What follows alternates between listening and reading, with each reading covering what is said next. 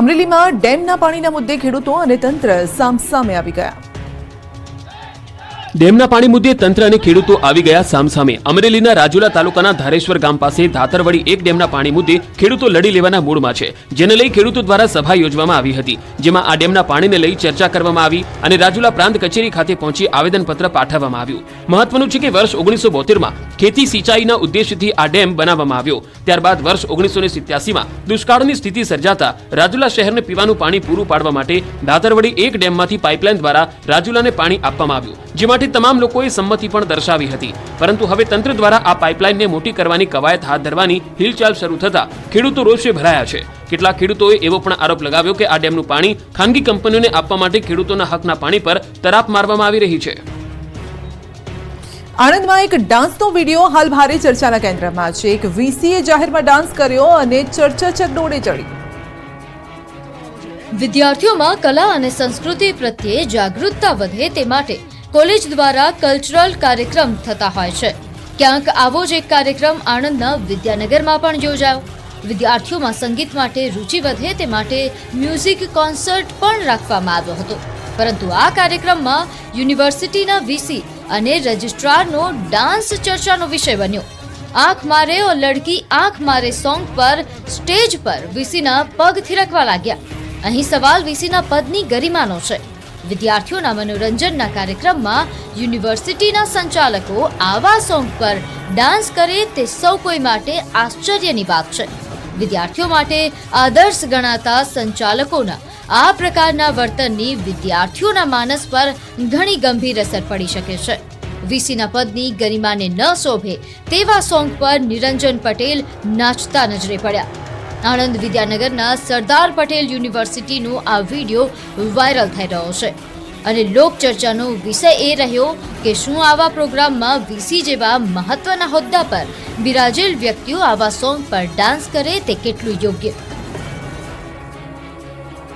જો તમે બજારમાંથી ઘી ખરીદી રહ્યા છો તો આ સમાચાર અચૂક જોઈ લેજો. બજારમાંથી કોઈ પણ ખાદ્ય ચીજો ખરીદતા પહેલા એકવાર ચેક જરૂર કરી લેજો, કારણ કે નકલ અને ભેળસેળ તમારા આરોગ્યને નુકસાન પહોંચાડી શકે છે. અમદાવાદમાં આવા જ શંકાસ્પદ ક્રીમનો જથ્થો ઝડપાયો. એએમસીના ફૂડ વિભાગે કાર્યવાહી કરી આ જથ્થો પકડ્યો છે. શહેરના નરોડા ખાતે આવેલા શ્રીનાથ એસ્ટેટમાંથી આ શંકાસ્પદ ક્રીમનો જથ્થો ઝડપાયો. આ દરોડામાં એએમસીએ અંદાજિત 1200 કિલો ક્રીમનો જથ્થો પકડ્યો છે. એએમસીના આરોગ્ય વિભાગના મતે આવા શંકાસ્પદ ક્રીમમાંથી નકલી ઘી બનતું હોવાની પ્રાથમિક માહિતી છે. શિવશંભુ ડેરી પ્રોડક્ટ્સ નામની ચાલતી આ કંપનીમાં આવા શંકાસ્પદ ક્રીમને બનાવવા મિલ્ક પાવડર અને પામોલિન તેલનો ઉપયોગ કરાતો હતો. એટલું જ નહીં, ફેટ અને વજન વધારવા માટે પામોલિન તેલનો ઉપયોગ થતો હતો. તપાસમાં ખુલ્યું છે કે તમામ વસ્તુને એકત્ર કરીને ક્રીમના નામે માર્કેટમાં વેચાણ થતું હતું. હાલમાં એએમસીના ફૂડ વિભાગની ટીમે સેમ્પલ લઈને લેબમાં મોકલ્યા છે. સાથે જ ડેરીનું લાયસન્સ પણ રદ કરી દીધું છે. આધ્યાત્મિક દ્રષ્ટિએ જેનું સૌથી મહત્વ છે તેવી ચૈત્રી નવરાત્રીનો આવતીકાલે પ્રારંભ થઈ રહ્યો છે. 30 એપ્રિલથી ચૈત્રી નવરાત્રીનો પ્રારંભ થઈ રહ્યો છે. આધ્યાત્મિક દ્રષ્ટિએ ચૈત્રી નવરાત્રીનું ઘણું મહત્વ છે. ત્યારે મહેસાણાના સુપ્રસિદ્ધ તીર્થધામ બહુચરાજી મંદિરે પણ નવરાત્રી પહેલા પ્રક્ષાલન વિધિ યોજાય, જેમાં માતાજીના ગર્ભગૃહ અને માતાજીની 7 વારની અલગ અલગ સવારીની પ્રક્ષાલન વિધિ યોજાય. 30મી વિધિ વિધાન મુજબ ઘટ સ્થાપન વિધિ યોજાશે. ચૈત્રી નવરાત્રી દરમિયાન શતચંડી યજ્ઞ, પલ્લીખંડ સહિતના ધાર્મિક વિધિ વિધાન થશે. દર વખતની જેમ આ વખતે ભક્તો માતાજીના દર્શનનો લાભ લેશે. દર વર્ષે ચૈત્રી પૂનમના દિવસે 15 લાખથી વધુ ભક્તો મા બહુચરના પાવનકારી દર્શનનો લાભ લેતા હોય છે.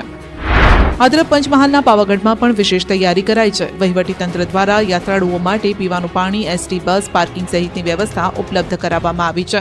મંદિર ટ્રસ્ટ દ્વારા ભોજનશાળા અને વિશ્રામ ગૃહનો પણ પ્રથમ નોરતેથી ભક્તો માટે પ્રારંભ કરાશે. ભક્તોને પ્રસાદ પૂરતા પ્રમાણમાં મળી રહે તે માટે પણ સુચારું આયોજન કરાયું છે. રોપવે અને મંદિર ખોલવાના સમયમાં પણ ફેરફાર કરાયો છે. ચૈત્રી નવરાત્રીમાં પાવાગઢ ખાતે મોટી સંખ્યામાં ભક્તો દર્શન માટે આવતા હોય છે. નર્મદા નદીની પરિક્રમા કરવા જતા ભક્તોની સુવિધામાં વધારો કરાયો. નર્મદા નદીની પરિક્રમા કરતા લોકો માટે ખુશીના સમાચાર. હાંસોડના વમલેશ્વર ગામ ખાતે જેટીનું નિર્માણ કરાયું છે. રાજ્ય સરકાર તરફથી 21 કરોડના ખર્ચે જેટીનું નિર્માણ કરાયું. રાજ્યકક્ષાના પ્રધાન કુંવરજી હળપતિના હસ્તે જેટીનું લોકાર્પણ કરાયું. આ જેટીનું નિર્માણ થયા બાદ હવે પરિક્રમાવાસીઓ સરળતાથી નદી પાર કરી શકશે. દર વર્ષે અહીં 2 લાખથી 3 લાખ જેટલા લોકો પરિક્રમા માટે આવતા હોય છે. ત્યારે આ તમામ લોકોને સુવિધા મળશે.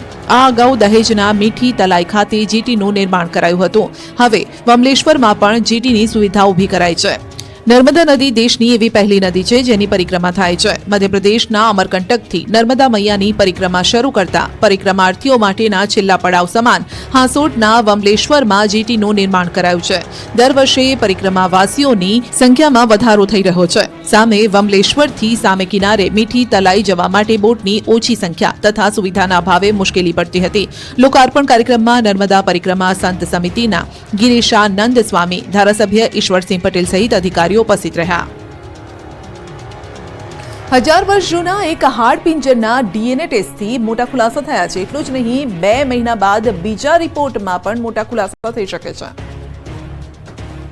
ઐતિહાસિક નગરી વડનગરમાં વર્ષ 2019માં ઉત્ખનન દરમિયાન ભારતીય પુરાતત્વીય વિભાગને એક યોગ મુદ્રામાં એક કંકાલ મળી આવ્યું હતું. પ્રાથમિક અનુમાન મુજબ આ કંકાલ 1000 વર્ષ જૂનું હોવાનું અનુમાન લગાવવામાં આવ્યું હતું. જે બાદ લખનૌના બિરબલ સાહની ઇન્સ્ટિટ્યૂટ ઓફ આર્કિયોલોજીમાં ડોક્ટર નીરજ રાય ગુપ્તા દ્વારા આ ડીએનએ ટેસ્ટ કરવામાં આવ્યો હતો. ટેસ્ટ દરમિયાન આ કંકાલના દાંત અને કાનના હાડકાના સેમ્પલ લેવામાં આવ્યા હતા અને ટેસ્ટ કરાતા તેમાં ચોંકાવનારા ખુલાસા થયા છે. લખનૌથી આવેલા રિપોર્ટ મુજબ યોગ મુદ્રામાં મળી આવેલા આ કંકાલ 1000 વર્ષ જૂનું હોવાનું સામે આવ્યું છે. હવે અન્ય વૈજ્ઞાનિક પરીક્ષણોમાં આ રિપોર્ટ પ્રાચીન રહસ્યમય નગરી વડનગરના ભેદ ઉકેલવામાં મદદ કરી શકે છે. પ્રાથમિક અનુમાન મુજબ આ કંકાલની જગ્યાએ વર્ષો પહેલા બૌદ્ધ યોગ સાધના કેન્દ્ર હોવાની સંભાવના સેવાઈ રહી છે. ભૂતકાળમાં ભારતના વિવિધ રાજ્યો અને મધ્ય એશિયામાંથી પણ લોકો અહીં આવતા હોય છે અને યોગ મુદ્રામાં મળેલું કંકાલ આ વાતને સમર્થન આપે છે. જો કે કંકાલના કાર્બન ડેટિંગ સહિતના અન્ય વૈજ્ઞાનિક પરીક્ષણો પણ કરવામાં આવી રહ્યા છે, જેથી વિગતવાર ડીએનએ રિપોર્ટ આવનારા સમયમાં આવશે અને આ અંગે અન્ય તથ્યો પણ સામે આવશે.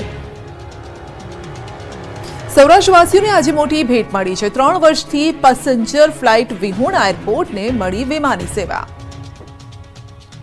3 વર્ષ સુધી પેસેન્જર ફ્લાઇટ વિહોણા એરપોર્ટ પર આખરે આજથી ફરી એક વિમાની સેવા શરૂ થઈ. એક પણ પેસેન્જર ફ્લાઇટ વગર પોરબંદર એરપોર્ટ છેલ્લા 3 વર્ષથી શોભાના ગાંઠિયા સમાન હાલતમાં હતું. ફ્લાઇટ વગરના એરપોર્ટની સુરક્ષા અને જાળવણીનો મોટો ખર્ચ સરકાર ઉઠાવી રહી હતી. ત્યારે આટલા વર્ષો બાદ ફરી એકવાર પોરબંદર મુંબઈ પોરબંદર વચ્ચે સ્પાઇસ જેટની ફ્લાઇટ કાર્યરત થઈ છે. આ ફ્લાઇટ પોરબંદર મુંબઈ પોરબંદર વચ્ચે સપ્તાહમાં 2 દિવસ ઉડાન ભરશે. આજે પ્રથમ દિવસે મુંબઈથી પોરબંદર આવેલ પેસેન્જર તથા અહીંથી મુંબઈ જઈ રહેલા પેસેન્જરનું એરપોર્ટ ઓથોરિટી તથા ફ્લાઇટ કંપની દ્વારા સ્વાગત કરવામાં આવ્યું. પોરબંદરથી મુંબઈ 5600 થી લઈને 6000 સુધી ભાડું રહેશે. અઠવાડિયામાં 2 વખત મંગળવાર અને ગુરુવારે ફ્લાઇટ ઉડાન ભરશે. મુંબઈથી સવારે 11:35 કલાકે ફ્લાઇટ ઉડાન ભરશે અને બપોરે 1 કલાકે પોરબંદર એરપોર્ટ ખાતે આવશે અને 1:25 કલાકે મુંબઈ જવા રવાના થશે. સામાન્ય રીતે મહાત્મા ગાંધીના જન્મસ્થળ અને કૃષ્ણ સખા સુદામાની જન્મભૂમિ હોવાના કારણે અનેક પ્રવાસીઓ અહીંની મુલાકાતે આવતા હોય છે. ત્યારે ફ્લાઇટની સેવાથી અનેક પ્રવાસીઓને લાભ થશે. ખેડૂતો માટે માઠા સમાચાર આવી રહ્યું છે ફરી માવઠું. ગુજરાતમાં ફરી માવઠાની આગાહી. 2 દિવસ બાદ થશે કમોસમી વરસાદ. ગુજરાતના ખેડૂતો માટે માઠા સમાચાર. ભર ઉનાળે માવઠાની આગાહી. ગુજરાતના ખેડૂતો માટે ફરી એક વખત ચિંતાના સમાચાર આવ્યા છે. ગુજરાતમાં કાળઝાળ ગરમી વચ્ચે માવઠાની આગાહી થઈ છે. હવામાન વિભાગે આ આગાહી કરી છે. પવનની દિશા સતત બદલાઈ રહી છે, જેના કારણે મહત્તમ તાપમાનમાં વધઘટની સાથે કમોસમી વરસાદની આગાહી કરાઈ છે.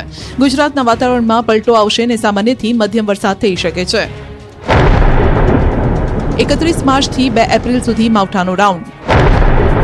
ગાજવીજ તેજ પવન સાથે માવઠું થશે.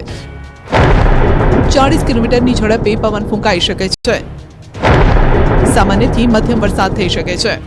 હવામાન વિભાગના મતે તાપમાન 2 થી 3 ડિગ્રી વધશે, પરંતુ મહારાષ્ટ્ર ઉપર એક ટ્રફ સક્રિય થયું છે, જેના કારણે 31 માર્ચથી 2 એપ્રિલ સુધી ગુજરાતના વાતાવરણમાં પલટો આવશે.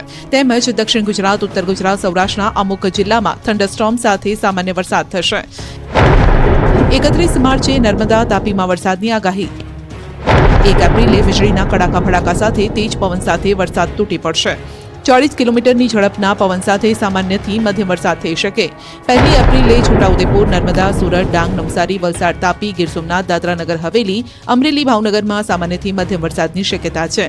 2 એપ્રિલે સાબરકાંઠા, અરવલ્લી, મહીસાગર, દાહોદ, પંચમહાલ, ખેડા, આણંદ, વડોદરા, છોટાઉદેપુર, ભરૂચ, નર્મદા, સુરત, તાપી, નવસારી, વલસાડ, ડાંગ, બોટાદ, ભાવનગર, અમરેલી, ગીર સોમનાથમાં સામાન્યથી મધ્યમ વરસાદની આગાહી છે. ભર ઉનાળે માવઠાની આગાહીને લઈને ખેડૂતોમાં ચિંતા. થંડરસ્ટોર્મ એક્ટિવિટીના કારણે ભારે પવન ફૂંકાતો હોય ત્યારે ભારે પવનના કારણે બાગાયતી પાકને નુકસાન થવાની ભીતિ. શનિ રાશિ પરિવર્તન સાથે હવામાનમાં પણ આવશે બદલાવ. અંબાલાલે કરી આગાહી. 10 એપ્રિલ સુધી ભીષણ ગરમી. 43 ડિગ્રી સાથે મધ્ય ગુજરાત ઉકળી ઉઠશે. 11 એપ્રિલથી આંધી 1